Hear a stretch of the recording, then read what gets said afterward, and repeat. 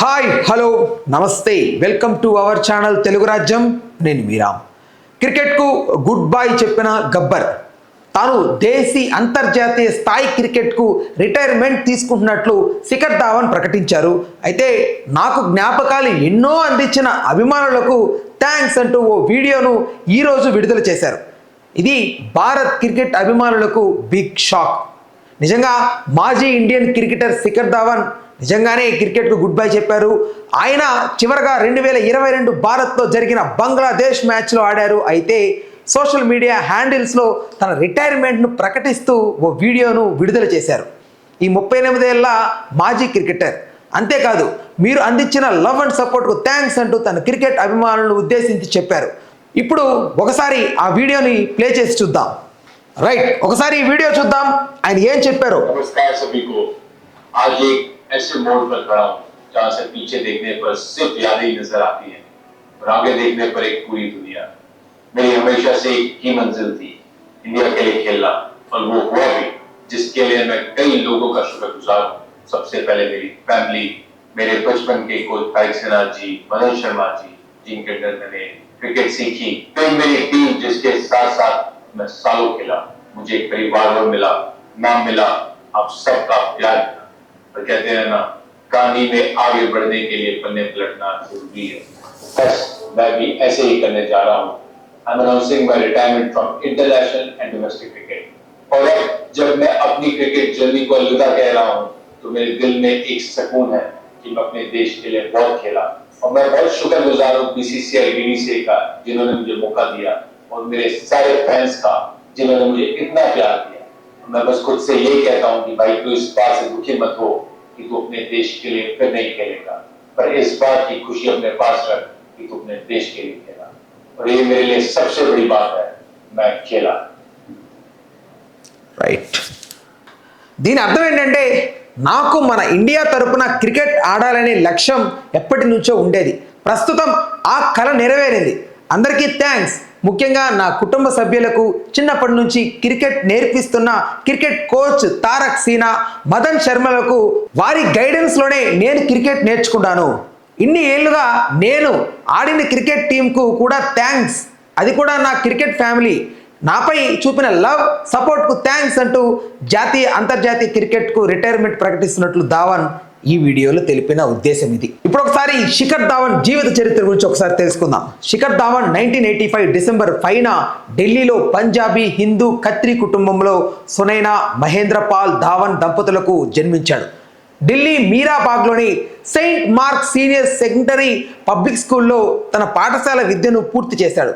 12 సంవత్సరాల వయసు నుండి అతను కోచ్ తారక్ సిన్హా మార్గదర్శనంలో సోనెంట్ క్లబ్లో శిక్షణ పొందాడు. తారక్ సిన్హా 12 మంది అంతర్జాతీయ క్రికెటర్లకు శిక్షణ ఇచ్చారు. ధావన్ తొలిసారి క్లబ్లో చేరినప్పుడు వికెట్ కీపర్గా పనిచేశాడు. ధావన్ 2006-07 రంజీ సీజన్కు తమిళనాడుపై 3వ స్థానంలో బ్యాటింగ్ చేస్తూ సెంచరీ చేశాడు.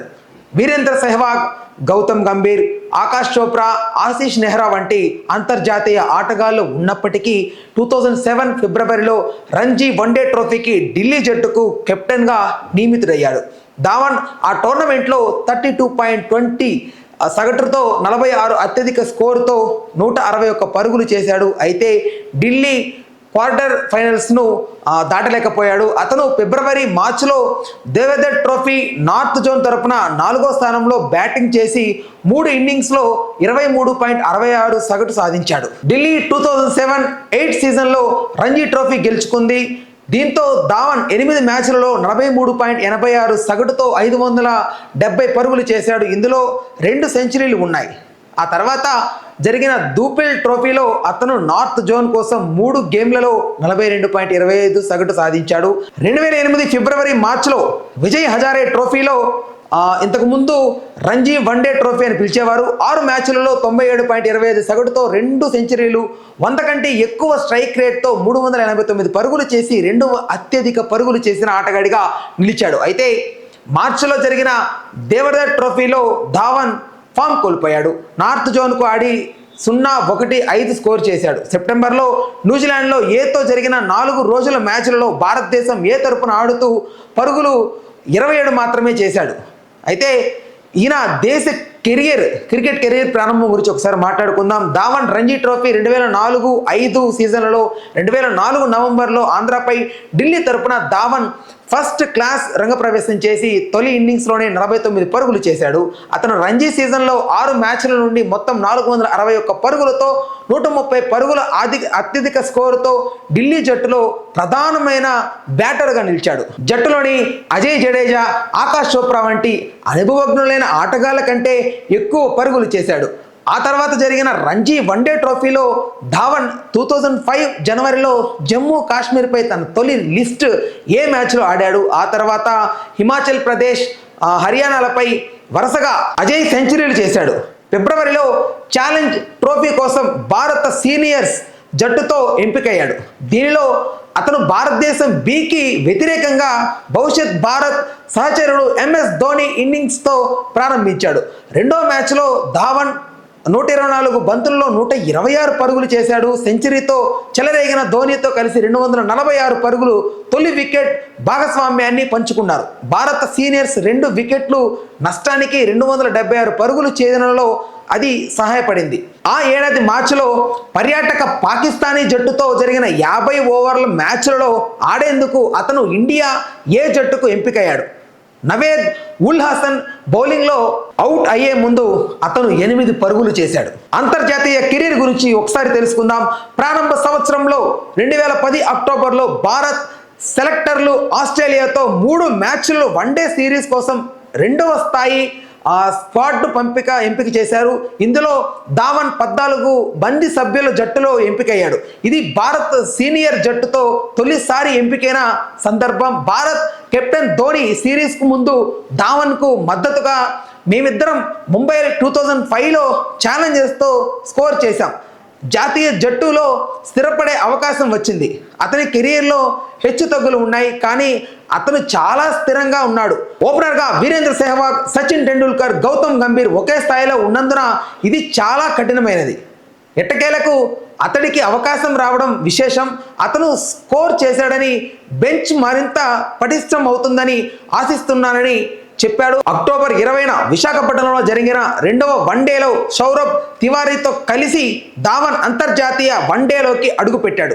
తొలుత బ్యాటింగ్ చేసిన ఆస్ట్రేలియా 50 పరుగుల్లో 289 పరుగులు చేయగా పరుగుల వేటలో ధావన్ భారత్ తరపున ఓపెనింగ్లో దిగాడు. మొదటి డెలివరీలో పరుగులు తీయడం లేదు. రెండవ బంతికి క్లింక్ మెక్లీ చేతిలో బౌల్డ్ అయ్యాడు.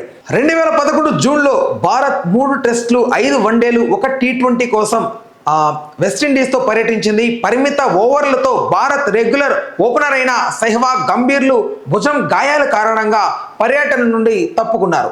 టెండూల్కర్ ప్రపంచ కప్ విజయం, IPL తర్వాత విశ్రాంతి తీసుకోవాలని నిర్ణయించుకున్నాడు. మునుపటి దేశీయ సీజన్లో ధావన్ ప్రదర్శన పేలవంగా ఉన్నప్పటికీ IPL సమయంలో అతను ఫామ్లోకి తిరిగి వచ్చే సాంకేతికాలు చూపించినందుకు సెలెక్టర్లు అతన్ని పరిమిత ఓవర్ల జట్టులోకి తీసుకున్నారు. అతను జూన్ 4న వెస్టిండీస్తో షోట్ ఆఫ్ స్పెయిన్లో తన తొలి T20 ఆడాడు. పార్థవ్ పటేల్తో కలిసి ఇన్నింగ్స్ను ప్రారంభించి 11 బంతుల్లో 5 పరుగులు చేసి అవుట్ అయ్యాడు. వన్డే సిరీస్లోని తొలి మ్యాచ్లో తన కెరీర్లో 2వ వన్డే ఆడుతున్న ధావన్ 76 బంతుల్లో 51 పరుగులు చేశాడు. 215 పరుగులు ఛేదనలో భారత్ 4 వికెట్లు కోల్పోయి ఛేదించింది. అతను సిరీస్లో ఆడిన ఇతర మ్యాచ్లలో 3, 4, 11 స్కోర్లు అయితే చేశాడు. టెస్ట్ రంగప్రవేశం గురించి, ఛాంపియన్షిప్ ట్రోఫీ గురించి ఇప్పుడు ఒకసారి తెలుసుకుందాం. 2012-13 దేశీయ సీజన్లో స్థిరమైన ప్రదర్శనల తర్వాత ధావన్కు 2013 ఫిబ్రవరిలో ఆస్ట్రేలియాతో జరిగిన 4 మ్యాచ్ల సిరీస్కు భారత్ టెస్ట్ జట్టుకు పిలుపునిచ్చింది.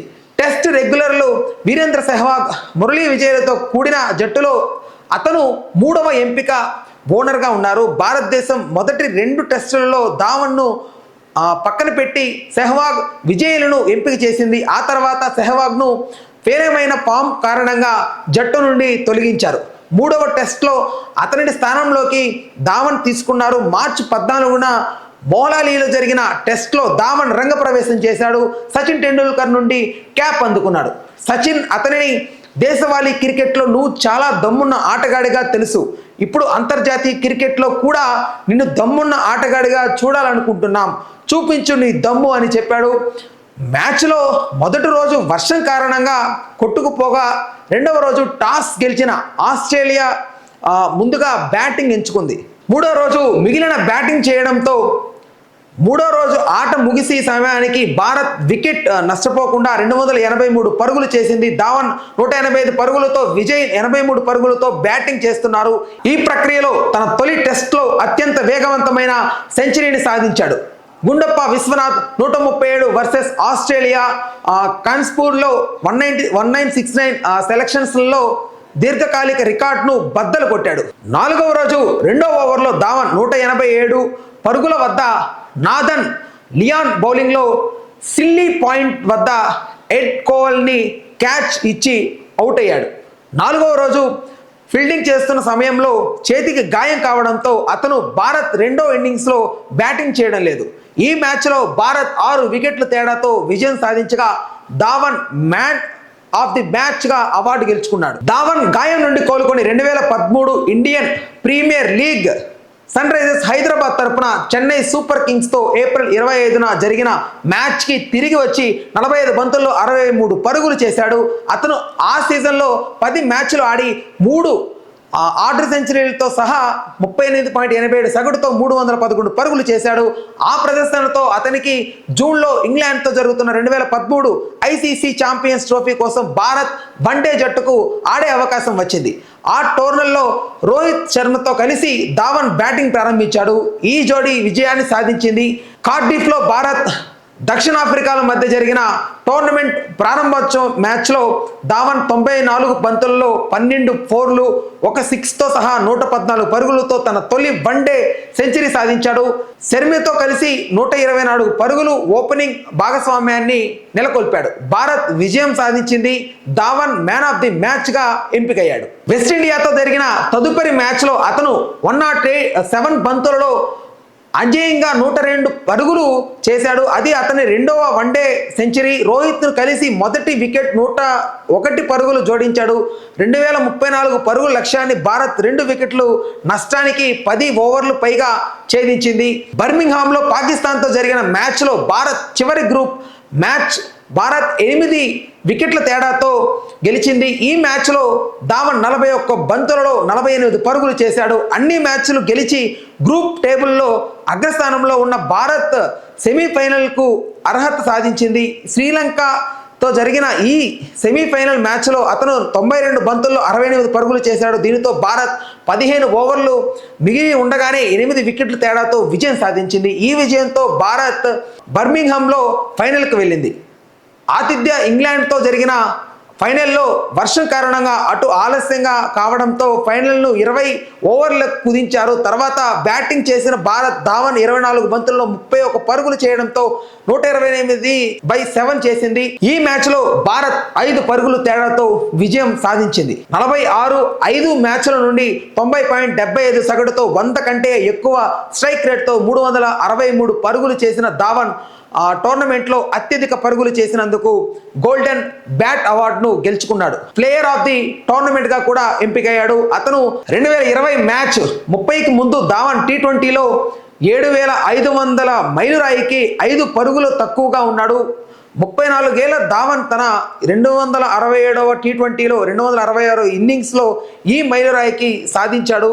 ధావన్ బిగ్ మ్యాచ్ ప్లేయర్ ఒకసారి చూద్దాం. దీనికి సంబంధించి వెస్టిండీస్ శ్రీలంకతో ముక్కొనపు సిరీస్ ఆడేందుకు భారత్ జట్టు వెస్టిండీస్ వెళ్ళింది. ధావన్ 5 గేమ్లలో 51 దానికి 27 సగటుతో 135 పరుగులు చేశాడు. ఫోర్డ్ ఆఫ్ స్పెయిన్లో వెస్టిండీస్తో జరిగిన సిరీస్లో అతనిని ఏకైక అర్ధ సెంచరీ 77 బంతులలో 69 పరుగులు చేశాడు. అతను 16 పరుగులు చేసిన ఫైనల్లో శ్రీలంకను ఓడించి భారత్ సిరీస్కు గెలుచుకుంది. జూలై ఆగస్టులో విరాట్ కోహ్లీ సారథ్యంలో పలువురు ఫస్ట్ చాయిస్ ఆటగాళ్లు విశ్రాంతినిస్తూ 5 వన్డేల కోసం భారతదేశం జింబాబ్వేలో పర్యటించింది. ధావన్ 4 మ్యాచ్లలో 2.25 సగటుతో మొత్తం 290 పరుగులు చేసి సిరీస్లో అగ్రగామిగా నిలిచాడు. భారత్ 5.0తో సిరీస్ను గెలుచుకుంది. హరారేలో జరిగిన రెండవ మ్యాచ్తో అతను తన 3వ వన్డే సెంచరీ సాధించాడు. 17వ ఓవర్లో 65/4 తర్వాత భారత్ 294/8 చేరేందుకు సహాయపడిన 116 పరుగులు ఇన్నింగ్స్కు అతను మ్యాన్ ఆఫ్ ది మ్యాచ్గా అవార్డు దక్కించుకున్నాడు. అండ్ 2013లో అతన్ని ప్రదర్శనకు గాను ICC వరల్డ్ వన్డే XI పేరు పొందాడు. And Indian premier league 2013 champions league 20 టోర్నమెంట్లో ప్రారంభమైన ముందు ధావన్ సన్ రైజర్స్ హైదరాబాద్ జట్టుకు కెప్టెన్గా ఎంపికయ్యాడు. 2014 ఇండియన్ ప్రీమియర్ లీగ్లో అతని స్థానంలో డారెన్ సామి సన్ రైజర్స్ హైదరాబాద్కు కెప్టెన్గా నియమించబడ్డాడు. 2017 ఇండియన్ ప్రీమియర్ లీగ్ కోసం సన్ రైజర్స్పై హైదరాబాద్ ధావన్ను నిలుపుకుంది. టోర్నీలో 14 మ్యాచ్ల్లో 36.84 సగటుతో 479 పరుగులు చేశాడు. ప్లే ఆఫ్స్లో అతని జట్టు కోల్కతా నైట్ రైడర్స్ చేతిలో పరాజయం పాలైంది. 2018 IPL వేళలో ధావన్ సన్ రైజర్స్ హైదరాబాద్ వారి RTM కార్డు ఉపయోగించి 5.2 కోట్లకు కొనుగోలు చేసింది. 2018 ఇండియన్ ప్రీమియర్ లీగ్లో అతను 497 పరుగులు చేశాడు. ఫైనల్లో చెన్నై సూపర్ కింగ్స్ చేతిలో ఓడి అతని జట్టు రన్నర్గా నిలిచింది. అతన్ని 2019 సీజన్ కోసం ఢిల్లీ క్యాపిటల్స్ కోరుకుంది. At the same time 2019 IPL సీజన్లో ధావన్ ప్రదర్శనకు అతను క్రికెట్ ఇన్ఫో IPL 11లో పేరు పొందాడు. అండ్ 2020 అక్టోబర్ 20న Dhawan Indian premier league IPL చరిత్రలో బ్యాక్ టు బ్యాక్ సెంచరీలు చేసిన మొదటి బ్యాట్స్మెన్ అయ్యాడు. అదే రోజు ఇండియన్ ప్రీమియర్ లీగ్ 5,000 పరుగుల మార్కును దాటి 5వ బ్యాట్స్మెన్గా అర్హుడయ్యాడు. 34 ఏళ్ల ధావన్ 2020లో టాప్ స్కోర్లు జాబితాలో 3వ స్థానంలో ఉన్నాడు.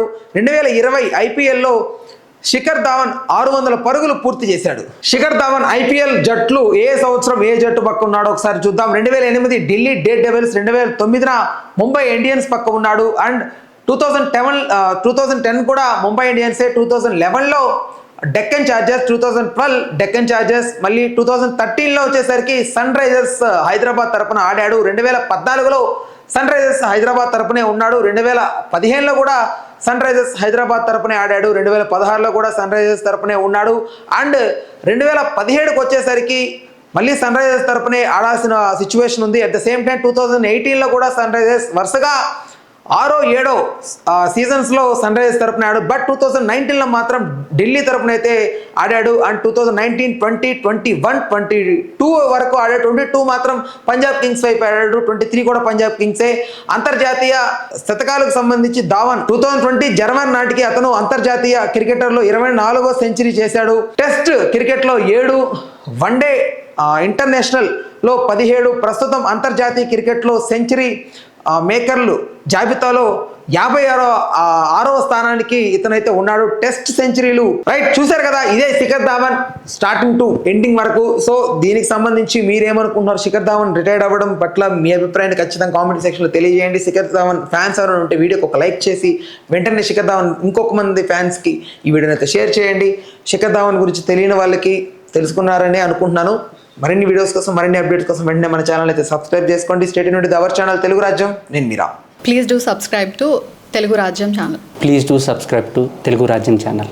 Please do subscribe to Telugu Rajyam channel. Hi అండి, నేను మీ ఆర్పీని, నెల్లూరు పెద్దారెడ్డి చేపల పులుసు ఓనర్ని. మీరు తెలుగు రాజ్యం అనే ఈ యూట్యూబ్ ఛానల్ సబ్స్క్రైబ్ చేసుకుని మంచి మంచి వీడియోలతో వస్తారు. Thank you so much. Hi people, I'm Sonakshi Verma and you please watch Telugu Rajyam and please subscribe to the channel.